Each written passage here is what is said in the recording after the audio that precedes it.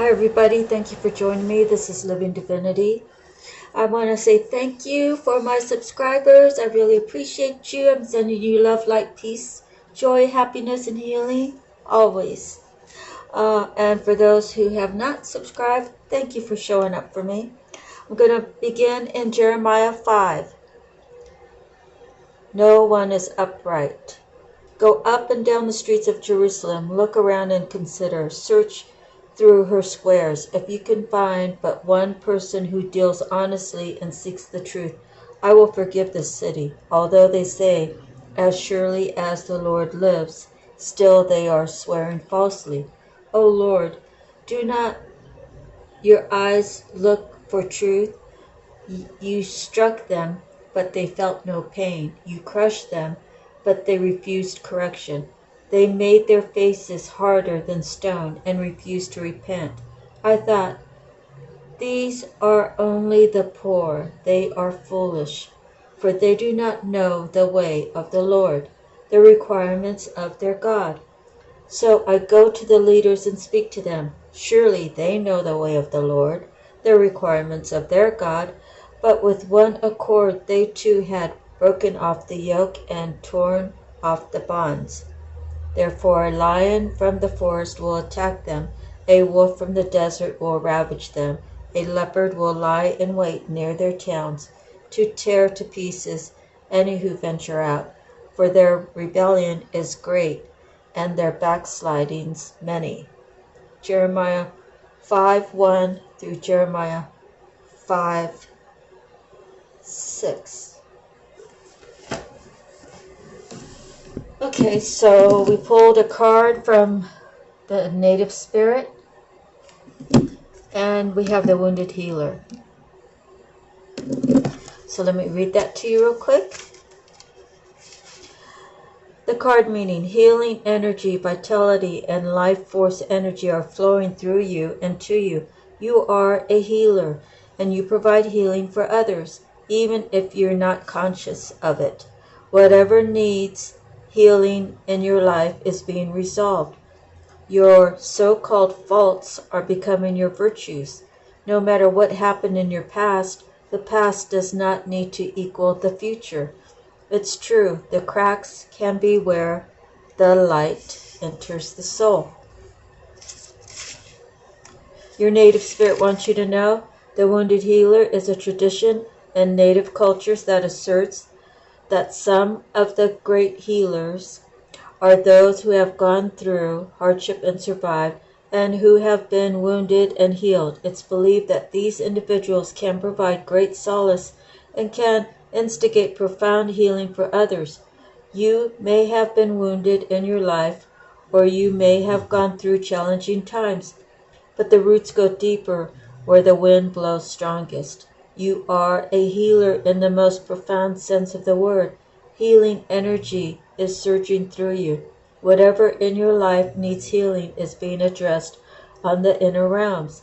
Your strength lies in the difficulties that you've overcome. The journey lists each of your wounds or challenges from the past. Then next to each one write down what came out of that situation that was a benefit. Additionally, repeat again and again, I am a healer and I am healed. So be it. So next we're going to jump right into the Akashic Tarot. And I'm going to begin with the Five of Forces. The Five of Forces, that's transitioning from summer through fall, it looks like, and then into the winter. So let me read a little bit of that for you real quick. Let's see, Five of Forces.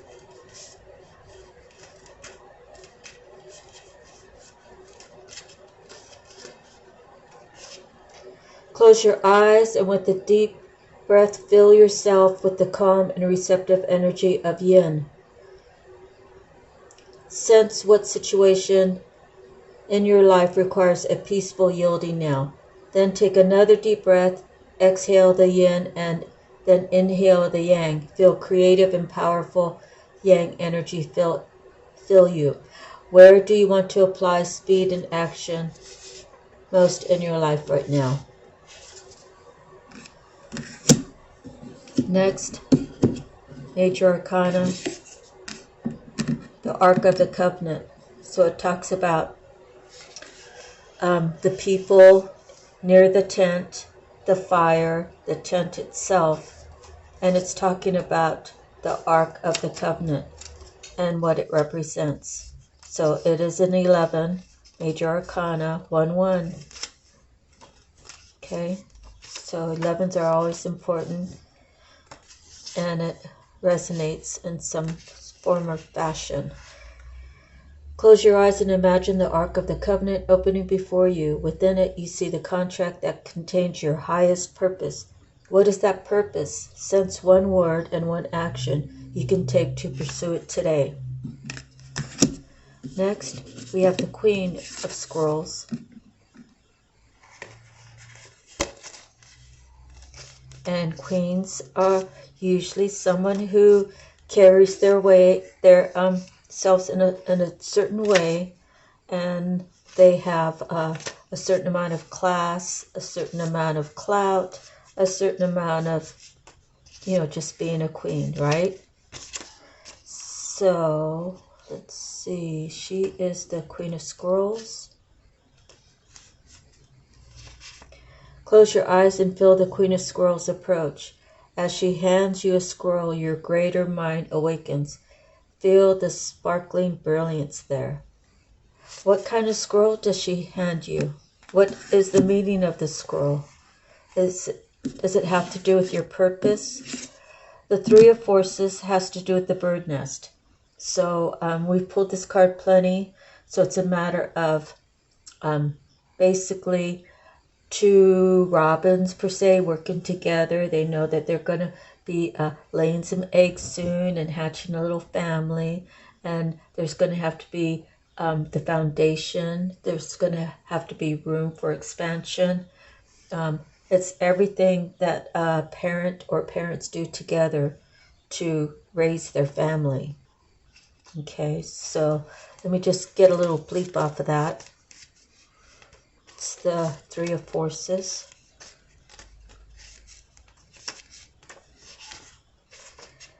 Close your eyes and see yourself feathering your nest. What sort of things need to be put in place in order to support the expansion that lies before you?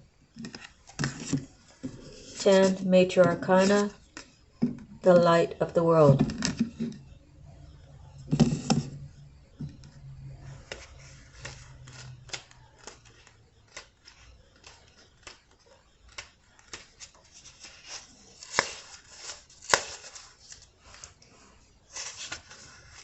With a deep breath, you fill yourself with the grace and peace and light of your higher self.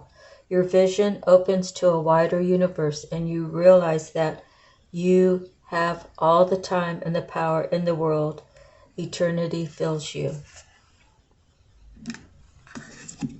So if that's the case, what is it that you want to be? What steps can you do to get there? Next, we have the One of Roses, commitment.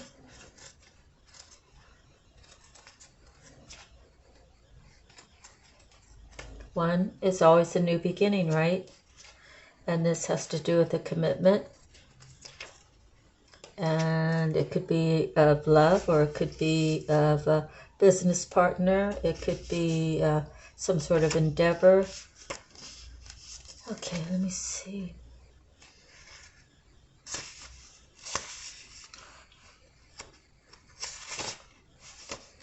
Close your eyes and with a deep breath, bring in the word commitment. Feel its energy fill you with dedication and purpose. You are ready to make a priority of every commitment, large and small, in your life, especially to yourself. There's nothing better than being true to yourself. There's nothing better than honoring your name and who, where you come from. If anything, have you learned to make your name a solid, something solid to hold on to in the future. My name is good. My word is good. When I promise people something, I'm going to do my very best to stick to that, because at the end of the day, all I have is my name and my word. So we have another queen here, Queen of Keys.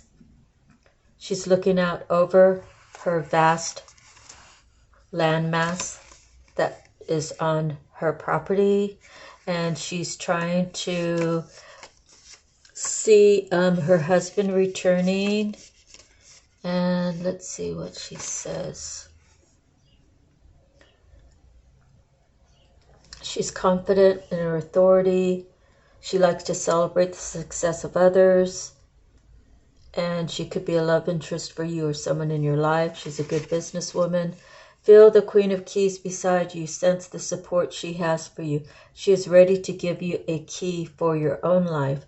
This key may be a feeling, a word, or idea, or a symbol that informs you in some way. Take this key now and sense what it means to you and how it feels. Seven of Forces has to do with balance.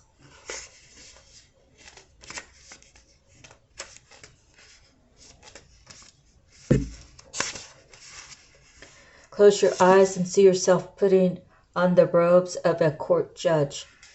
Look upon any situation in your life that requires a balanced understanding, whether it's an actual legal matter or any other situation. See it with the wisdom of Solomon and determine what to do next. So they're asking you to look at your life and look what needs to be balanced, and look at the people around you. And not really place judgment per se on them, but to really look and see what roles do they play in your life. Are they giving and taking equally, or are they just taking? Do you really need them in your life if they're just takers? Nobody really does. Okay? Everybody has to balance and do their own thing and have their own. And, be willing to share, but just, you can't give it all away, right? You have to hold on to some for yourself. The Akashic Forces is a new beginning. You look at the Borealis, right? The light. If you look at this light, it sort of looks like a face right there. It's like two eyes right there, and then the nose coming down. But I don't know, everybody sees what they want to see in a picture. So, yeah, it's about a new beginning. Close your eyes and imagine yourself entering the boundless and brilliant Akashic field. It's almost as if you're stepping upon the Milky Way, and all its stars roll out before you, offering their light and power. Feel this profound force igniting your dreams and lighting your way. Next, we have Major Arcana, the Oracle of Delphi, a number 1.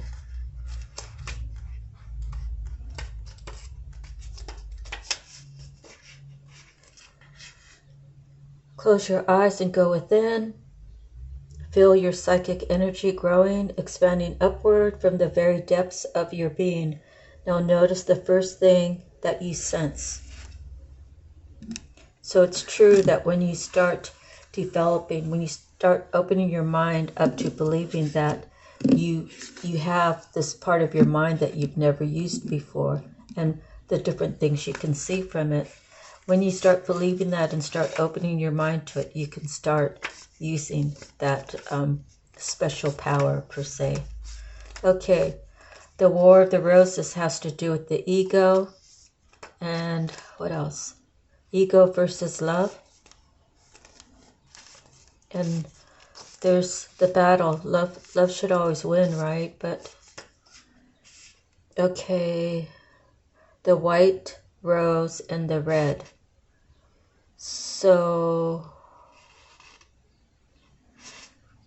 this card depicts a war within a relationship and or battle within your heart about a relationship. Most often, this relationship is romantic in nature, but the card could also refer to a co-worker, partner, boss, or family member.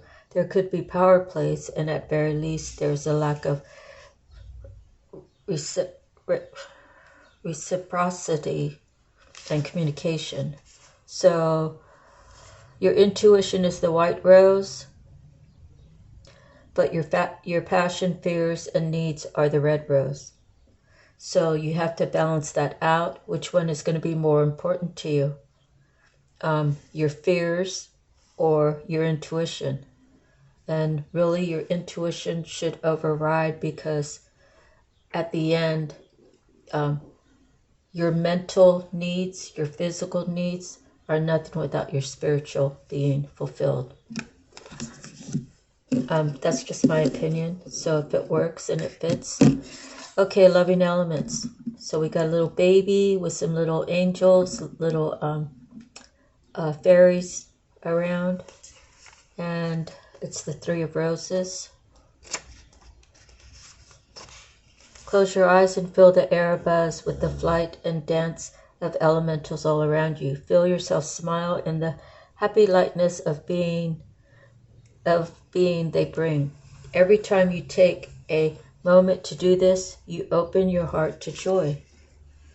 So it's a matter of using your imagination and about appreciating life. It's about just finding joy in the smallest things, even if it's just in your imagination, right? Being happy.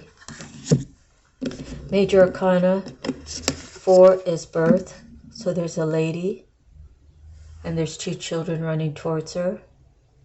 And they see the word beeth, which means birth or birch trees. So you see the sun coming up. It's a new day. So it's how you interpret this Major Arcana number 4.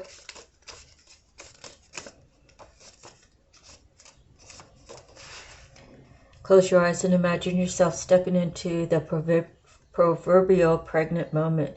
Feel the creative forces popping and sparkling within and around you. What would you like to create with this energy? So it doesn't have to necessarily be a birth of a child. It could be a birth of a new relationship. It could be a birth of a reconciliation. It could be a birth of a new project, business endeavor. Okay, so 2 of Keys has to do with the treasure and the light that's behind it. So a 2 sometimes, almost always, kind of means that there's 2 paths. Which way are you going to take? Okay, so close your eyes and feel the treasure inside you. There's a golden light that flows through your whole body and into the air around you. This is your boundless and abundant light, and it acts as a beacon to the world. So the treasure is that you carry this light. Are you going to let people dim it down, or are you going to shine bright? You should just shine bright and say, to heck with everybody. This is me. This is who I am. I'm not going to dim myself for you or Tom, Dick, or Harry, or Sue, Larry, whoever. Okay? Just shine bright, and the treasures of the universe will open up to you. 3 of Squirrels talks about the captain looking out from the front end of the ship. The sails are open. There's a beautiful rainbow. He's setting course to go to a scheduled place or a new adventure. Let's see what it says with the little message there. Imagine you're a ship upon the sea. The wind has filled your sails and you cut through the water with ease. Feel the exhilaration of boundless freedom and the assurance of going wherever your will drives you. Where are you headed? 5 of Squirrels. Diversity. And 5 usually means some sort of change. But let's see what she says. Your life has turned into a smorgasbord of opportunities. Close your eyes and imagine an array of all the many different things that interest you. Give yourself permission to try them. How can you do that in the next coming weeks? So, when you get caught up with work and life in general, you have already a schedule. You go to work, you come home, you get cleaned up, you prepare your dinner, you spend time with your family, you watch a movie, you go to bed. And it's the same thing every day, Monday through Friday, if you're lucky enough to have that kind of job. And on your off time, your days off might be laundry, your days off might be grocery shopping, paying bills. But what can you do that would enhance your life? Do you like to go hiking? Do you like to dive out of an airplane? Do you like to go for a nice swim or go hiking?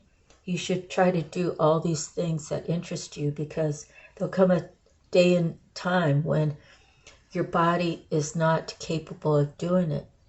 You know, you might wait till you retire to do all these things, but if you haven't kept up with your body, it kind of turns into a pipe dream. Well, how can I do all these things when I didn't take care of my body all these years? So it's best to venture out and plan something that you want to do that makes you happy. Now, if you have a family, you have to consider them and they have to consider you. So you can't always do what the kids want to do. You can't always do what the wife wants to do. You can't always do what the husband wants to do. You all have to share and enjoy each other's time and do the different things, so it's an experience you all will share together. Anyways, that's how I see the 5 of Scrolls there. Now we have the 8 of Scrolls. We know about this card. The 8 of Scrolls, it's a universal number. The green, to me, is regarding the heart. You have 3 paths. One is really foresty and it's dark. One is the path that you always go down, that's normal, and the one to the right offers sprinkles of sunlight. And which path do you want to take? If you go down the regular one that has the same thing, you know, they got the guy at the end who has a little food truck or a little vegetable stand. But if you always go down there, you know what to expect most likely. But what about the other paths? You might be missing opportunities. So that's what this card is about. I've read it 100 times so that I know. 7, Fated Meeting, Major Arcana. This talks about as above, so below. So these 2 people, without even speaking, their higher selves has to agree to meet somewhere at a certain time. On the clock is 12. As above, so below. It's a fated meeting. And if you're not aware of your higher self and your person's higher self, then it's the universe saying, this is how your spirits really are together. And in this world, you guys are separate. It's time that you come together and meet, either again or for the first time. Now we have the Queen of Forces. The Queen of Forces, she has, it's like her intellect is so strong. She's so wise and intelligent. The heavens have given her these powers, her intuition. So she knows what's going on when the sun's out. She knows what's going on when the moon's out. She has the water flowing between her legs. She has the mountain ranges on each side. One is really filled with a lot of trees, and the other one's a little sparse. So it's sort of like being in the forest and then being in the desert. That's what that reminds me of. So the Queen of Forces, she just has the overall knowing. She's connected with the heavens. She's connected with the earth. She's connected with all the different signs, you know, the fire, the water, the air, and the earth, okay? She's very connected. She already knows. Now, the initiation of Saint Germain, you have the 4 people in robes, and they're all there for a reason. They're there to be blessed by the heavens, to carry out their particular purpose in life. And you might be just doing it by yourself, like energetically, but I guess you could go as a group to a place where you all agree that you can spiritually take the initiation. My purpose is to look after elderly. The next person, my purpose is to look after the environment. The next person, my purpose is to look after the handicapped. And the next person, my purpose is to look after young children, or whatever the purpose is. So everyone's getting initiated, It's a 14. It's a major arcana. It's Count Saint Germain, and it's accepting your commitment to your purpose. And when you do that, and you thank God for everything that you have, and you teach people how to show gratitude to the heavens. You teach people how to ask for forgiveness, how to live a better life, how to fill their soul with purpose and love. And that's how we start changing the world, okay? With love and compassion and forgiveness. You know, giving a helping hand, giving and not expecting anything in return, because the return comes from God. I am living proof of that. And I will continue to freely give. I won't keep giving to the same people. I won't just keep giving to people that take and turn their backs on me, but I will continue to give my best advice. I will continue to see a stranger and try to help out. I will continue to do my artwork and give it to random people just to make their day. You know, we have a lot of elderly who are really not thought of in these days. And it brings me such joy to give to an elderly, so she can, when she gets up and she gets out of bed and she sees the picture that I freely gave her, and I tell her, it's a gift from God. God gave me the talent to make these pictures, and He gave me the ability to freely give to who I choose to give. And I want you to have this, so when I move away, you'll always remember, Marcia gave this to me without asking anything in return. Most people give with the anticipation of receiving, and that's not the way the world's supposed to be. We're not supposed to be greedy people. We're supposed to be giving, loving, accepting people. Okay. Next we have the Seven of Roses. We talked about that. It's the journey. It's preparing to get on that boat and sail to wherever it is that you're going. Not everybody gets to go with you. You might have to do this part of the journey yourself, but it has to do with making yourself the best person that you can be, at least beginning. And when you arrive to wherever it is you're going, God is going to bring the support around you of the other people that are supposed to be your soul tribe. And they're supposed to give you their best advice. They're supposed to give you a hand up. They're supposed to take the worries of everyday life from you and let you freely be, so you can get your healing, your rest, your rejuvenation. You can get to grow your knowledge and in this area of spirituality. And Archangel Gabriel says, yeah, that's right. Archangel is a 3. The 3 usually means like Trinity, right? It's God, the Holy Spirit, and you. Or God, the Son, and you. Everybody has a different thing on it.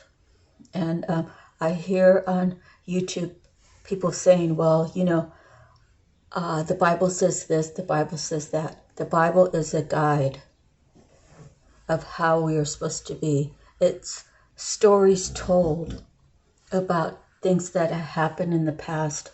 And some of those stories are repeated every day in this world today. What have we learned since 1,000 years ago, 2,000 years ago, when Jesus was on this earth? I say to people, people tell me there are provisions of the people that were here prior to Jesus. Where did they go before he was born? There's no provisions to say Jesus was on this earth for 37 years, I believe. 37 years of his life. Did he have time to travel to the Philippines in the year 37 before he died? I think not. It's not mentioned in the Bible. So what happened to my ancestors who never got to know Jesus in the 30-something years of his life. The first, from AD 37, from 0 to 37. What happened to my ancestors? When a Christian can answer that with reference to the Bible, referencing the people that Jesus never touched during his lifetime, what happened to those people when they died?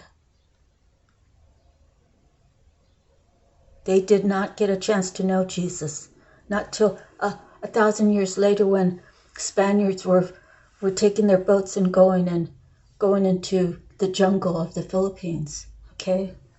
It's very important to understand that. Everybody, the indigenous Indians here, I know that Jesus did not travel from Israel to the U.S. before the U.S. was the U.S. and speak to the indigenous Indians here. So what happened to the indigenous people here when they died? And we go back to the story of the Tower of Babel.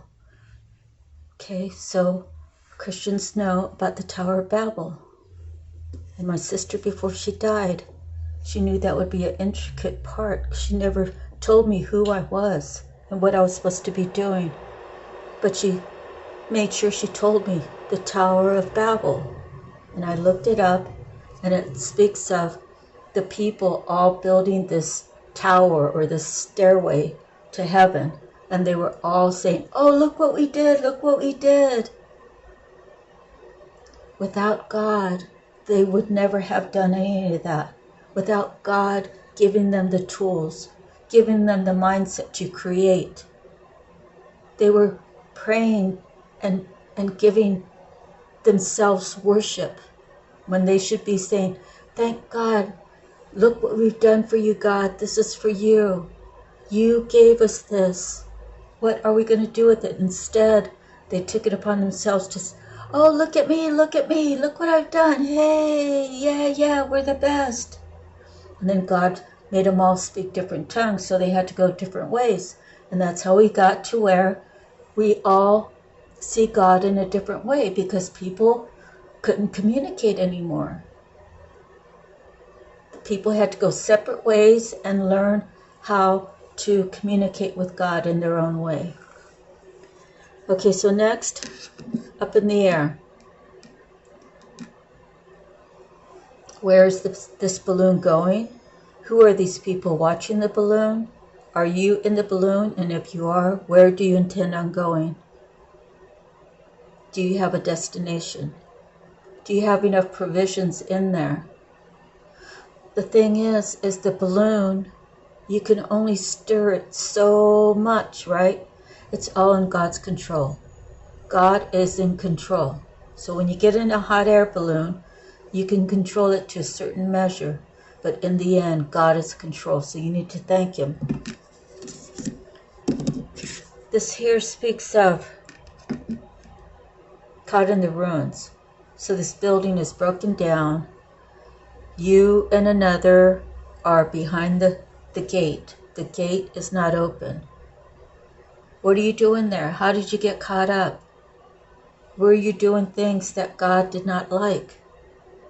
The way out is through prayer, is to ask for forgiveness, is to be able to release the things in your mind that are keeping you locked up. Now, I know the book probably says a little something different, but that's what I see when I see that. Next, a 19 major arcana, the reflection. The reflection of the moon. There's a boat that wants to travel. There's other boats in the harbor. The reflection of the moon. You have to reflect on your life. When I was feeling passionate, I did this, this, and this. Did I really mean to? How many people did I hurt along the way? How many times did I meet someone, tell them everything they wanted to hear, get them in bed, do what I want, and then pick up and be gone and never hear from them again? And if they call me, I just don't answer the phone. I ended up blocking them because I got what I wanted. Is that how you want to reflect your life? How many times you were able to carve your headboard of how many men or women you've been with? Or do you want to reflect, I was a loving person. I spent time with people. I actually got to know them. I really enjoyed spending time with them. I am not the kind of person that has to sleep with you to get to know you. I would much rather go and, go surfing, learn how to surf or snorkel and spend a beautiful day with someone rather than only thinking about climbing in the bed. Okay, because anybody could climb in the bed and anybody can give it up. It's the special people that know that they value themselves enough to reflect upon all the bad things that could happen if you're easily spreading your legs or if you're easily pulling down your pants. Okay, there's all kinds of diseases out there. There's just nastiness. And plus you're sharing energy. If you're sleeping with 5 people and those people have slept with 5 people and those 5 people have slept with 5 people, you already talked about 100 people already. Okay, so your fluids are all mixed in with everybody else, and that's spiritually and physically. And my answer is yuck. 19 means 10. Get over it. The Queen of Roses. She's the one that's filled with love. She's always going to nurture you. She's always going to have an open ear to you. But you don't want to take advantage of a Queen of Roses. What happens when you want all of her energy? What happens when you want all of her attention? The roses begin to die. Her hair becomes a mess. She forgets to do her daily routine for herself. She gives too much of herself away to give to you, for you to take and then walk away. She doesn't need someone to be in her life for a moment and then walk away. She wants to enjoy someone who enjoys her, who's going to be there through the thin and the thick, who's going to not purposely cause uproars in her lifestyle, and vice versa. The scribe.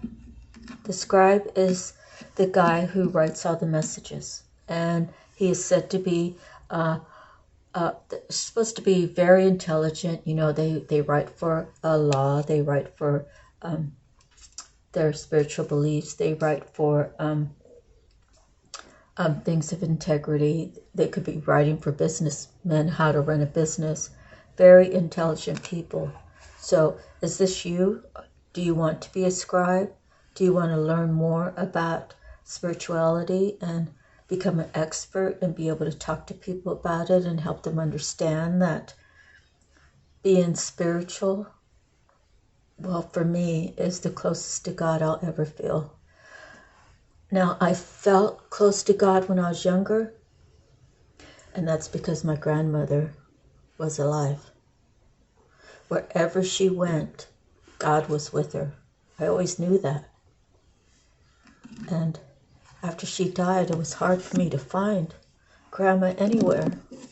But now I have spirituality, and I'm blessed. Okay? I'm blessed to know that my grandmother's near me. The King of Scrolls, I think we only got one king, so it's the King of Scrolls, and we do have the Queen of Scrolls in there. The King of Scrolls is opposite of the Queen of Scrolls in some of their duties, but together they tidy up everything. Everything fits snug as a glove, and they work together, and they also can work independent and have faith in each other that things are going to go well. The Eight of Keys, the Master Artisan. Okay. He's the trainer. He has all the keys, the artisan, arts and crafts and creative endeavors, and he helps the younger group along. Eventually, he will have to pass the keys on to other people, and he has to be able to share all that knowledge, because what good is it passing a set of keys when there's no knowledge that goes with it? Adsum is the last of the major arcanas, and it's a good word to use when you're feeling like, I'm feeling stagnant right now. I feel like I can't focus. Adsum, I am here.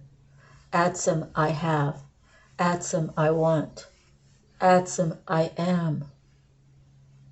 It's all the chakra things. Adsum, I love. Adsum, I want. Adsum, I hear. Adsum, I taste. Okay, you got it, right? And it's a 22. Eight of Roses, the Shanghai community. So here are a group of people gathering. They are different people speaking of experiences and different knowledge and different climates and different religions and different countries. They're all gathering together to share a story. And that has to do with the community. The spiritual community, it could be.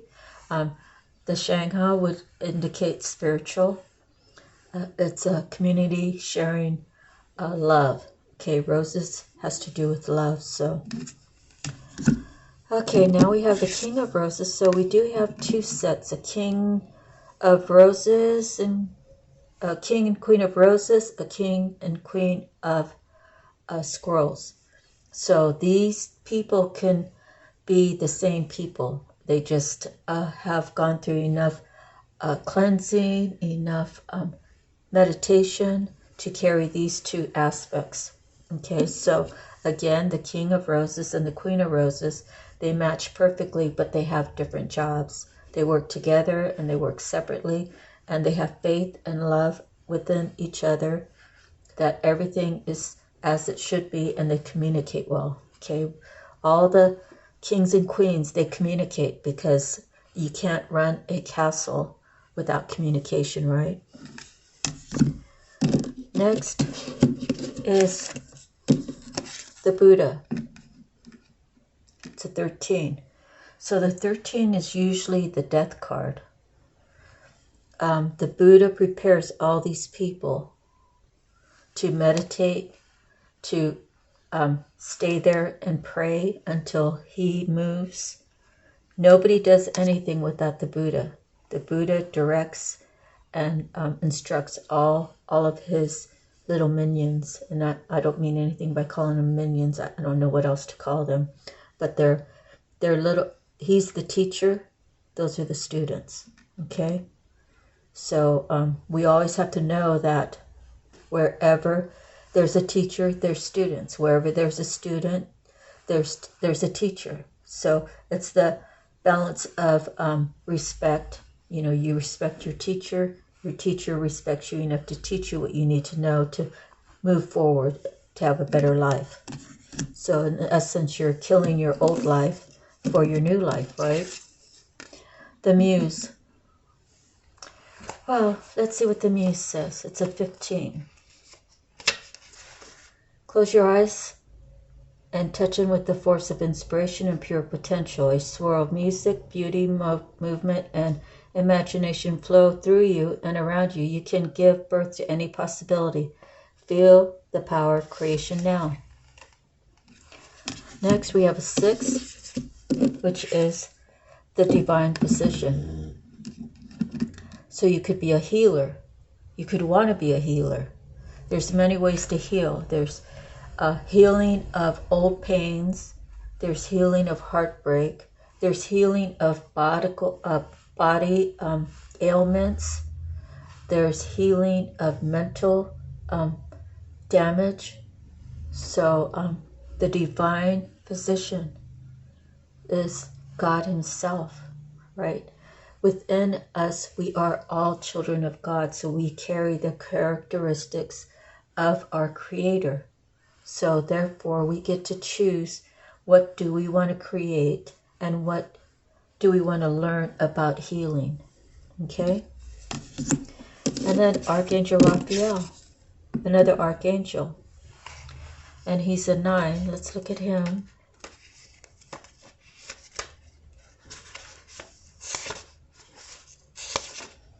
Close your eyes and sense Archangel Michael's approach.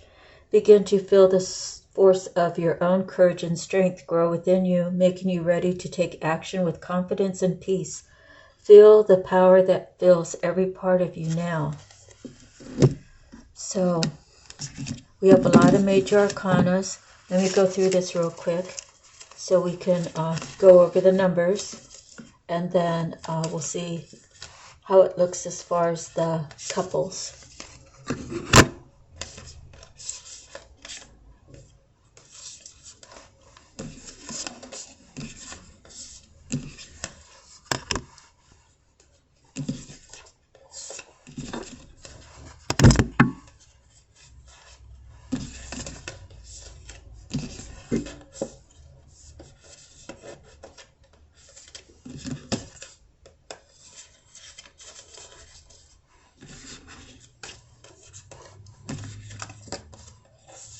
I hope you all enjoyed the reading.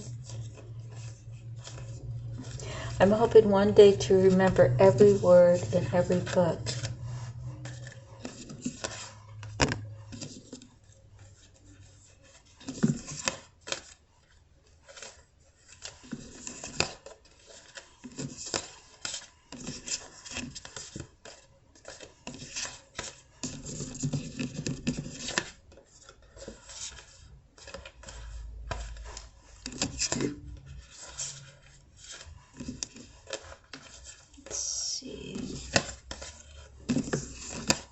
Almost there.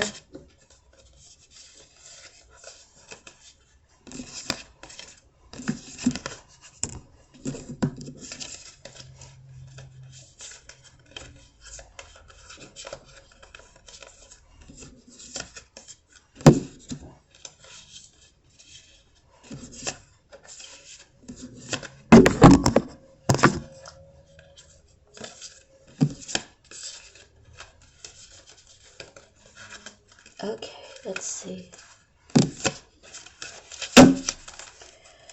All right, we have 3 ones, 1, 2,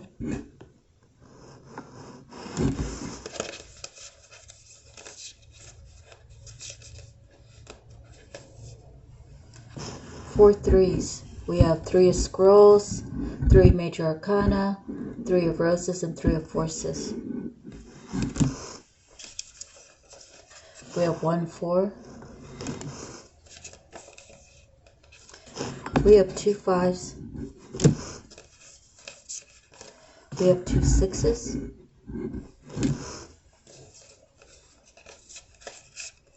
We have 3 7s. 3 7s, you know, is luck, right? We have 3 8s, which is universal. The universe is with you.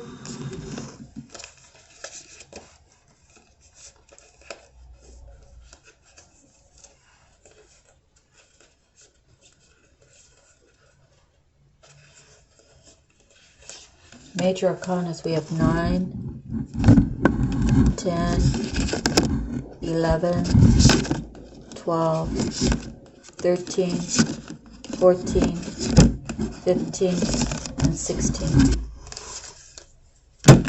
And we have 18, 19, and 22. Now we'll go over it real quick. I think I'm running out of time here. We have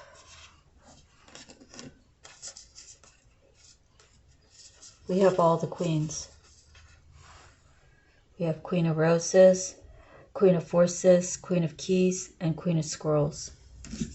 So either there's some queens in there who are having competition with each other, or we have a couple queens that carry 2 different signs, and they could be battling each other, or we have one queen who embraces all of them. And then we have two kings, King of Scrolls or King of Roses. So again, this one king can have both characteristics, or it could be two kings fighting over, or I guess that's it. Or maybe two kings working together. All right, so that's the end of your reading. Thank you for joining me, sending you love, light, peace, and harmony. Thank you again for my subscribers. I really appreciate you, and I'm sending everybody love, peace, light, joy, and happiness. We'll see you on the next time. God bless. Aloha. Bye-bye.